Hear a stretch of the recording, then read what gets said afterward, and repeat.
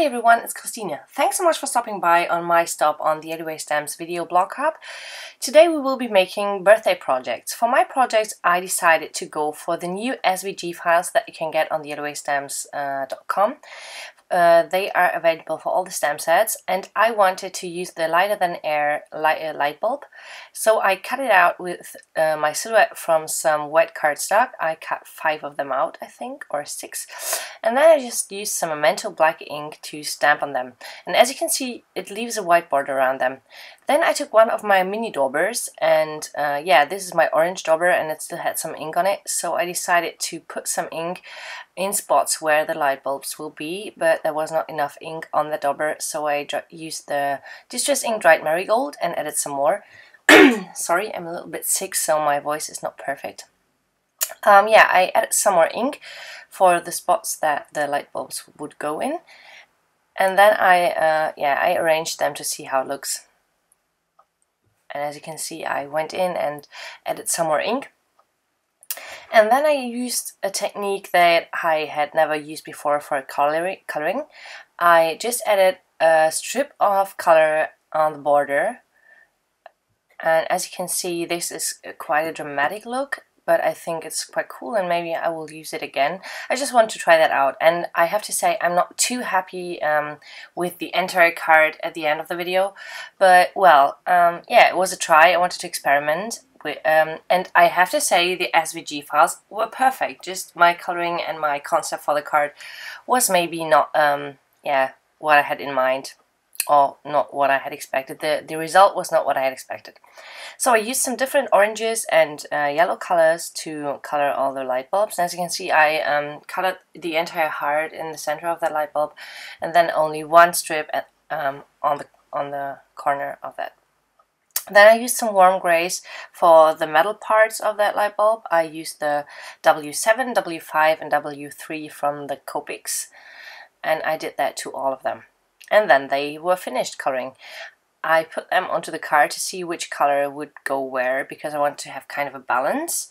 So I tried that out first. And then I took out my tape runner and also some dimension adhesive, because I decided to have some of the bulbs flat on my card and some popped up to have some more dimension, some more interest on that. I thought about adding strings to the light bulbs with some twine, but I thought this would distract the card too much. Now I think something's missing, so yeah, maybe you have an idea how I could complete this card. I thought about drawing a line, adding some twine.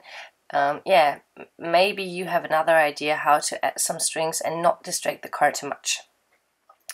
Then I added the last light bulbs, and I cut off the excess from the first one. And I have to say, I did not want to have any waste. I didn't want to throw it away because it was colored and it was looking good. So I decided to have it at the bottom of the card and add it.